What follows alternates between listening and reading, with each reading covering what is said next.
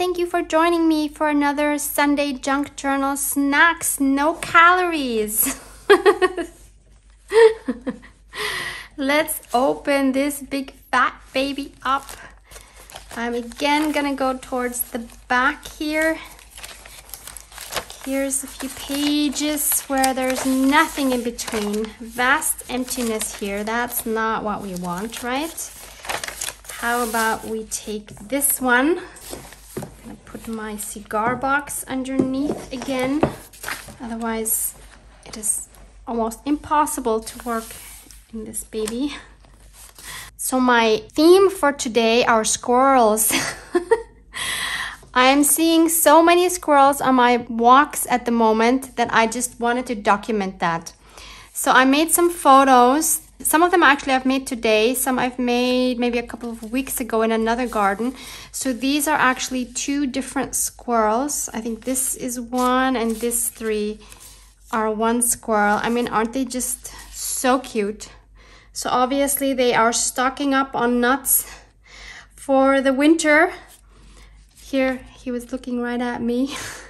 How cute. And then I saw this one. And I actually have a video of this little guy. So I will play that here for you just in case you want in on some squirrel action.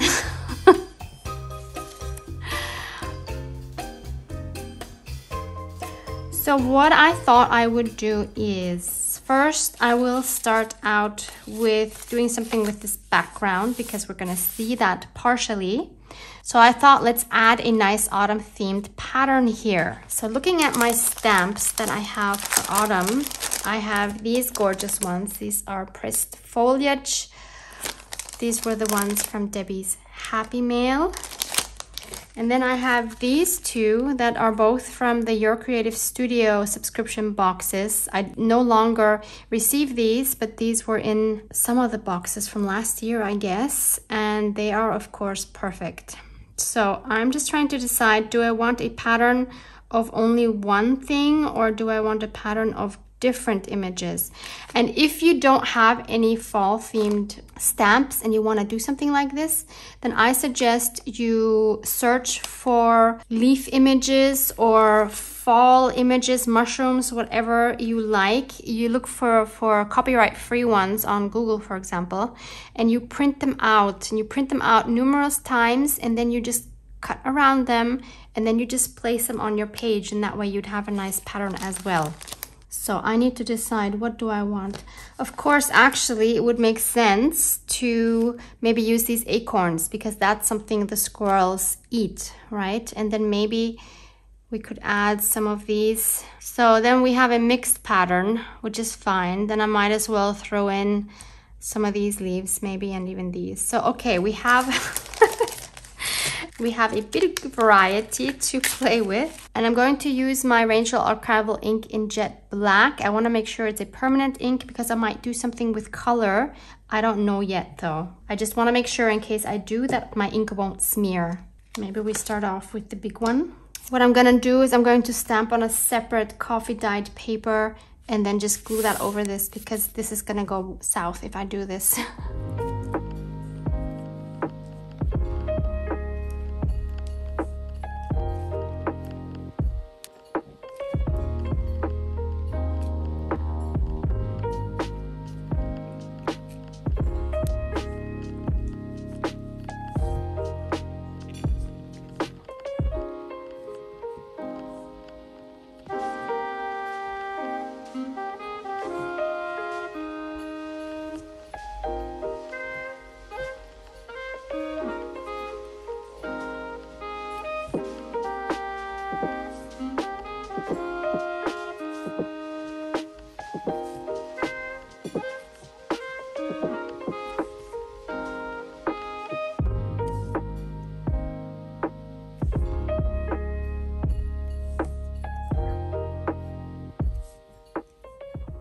So this is ready to go.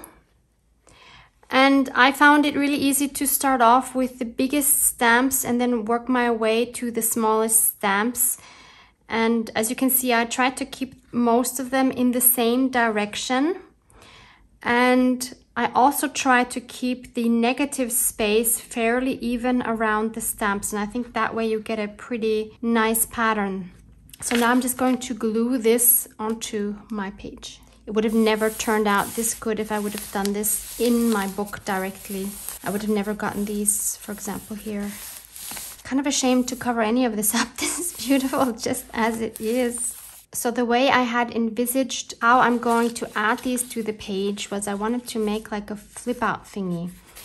Meaning I wanted to put them on something so that in the end I will have one in the middle and two on either side, and that I then could just flip them closed like this.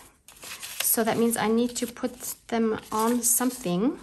And for that purpose, I took a piece of A3 watercolor paper because an A4 regular paper would have been too narrow to accommodate 3 of these next to each other. So I took an A3. I just spritzed it with some coffee, and on this side I first spritzed it with coffee, and then I added some drops of this burnt sienna ink. I buy this locally. I'm sure you can find something like this online as well.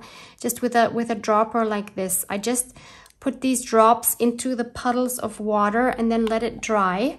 And if you want to see more of this technique and some of the effects you can get, check out the video I have linked for you below. I made a whole video on this. So I don't know yet which side do I want on the front. I chose this color because it reminded me of like the chestnut colors, but it is very strong, so I'm not sure I'm gonna want that on my outside. So I think I'll use this on the inside, where the photos are going to be covering most of it. I've never done this before, so I'm wondering if I should just glue them on first.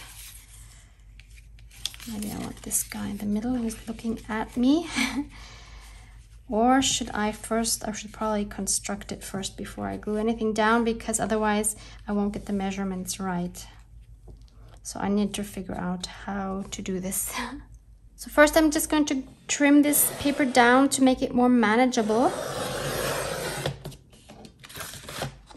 This I can definitely use in some other project. I mean, I do like how these turned out. They are pretty cool. I think I am going to glue these down. I just have to be very precise, I think, as to how I glue them down. So the middle one is easy. That'll be our first one. And then I'll glue down these two next to it, making sure that I have exactly the same distance from the photo here and that they are lined up like this way. So I'm putting my ruler here along the bottom edge of the photo to make sure that I'm straight. And then I'm going to leave a centimeter in between. Then I'll try to do the same thing on the other side, leaving a centimeter and lining up the edge. And I'll do the same thing for the top and bottom one. Disclaimer, this is not a tutorial. This is the first time ever that I'm trying this, and it might go horribly wrong. I'm sure there's a better way, a more precise way to do this. We'll just see what happens. Since I have a centimeter all around here, of course, once I fold the flap, we'll have ½ centimeter on each panel. So that means, in theory, that I would need ½ centimeter from each photo on the edge. So that's what I will mark now and then cut accordingly. Fingers crossed. I have no idea what I'm doing, honestly. So I'm just gonna mark ½ centimeter from all of my edges. So now I'm just connecting all those marks that I've made. And to be honest, I'm going to be very surprised if this turns out accurate in any way. Okay, so now we have this, and now I just need to cut along those lines and hope for the best.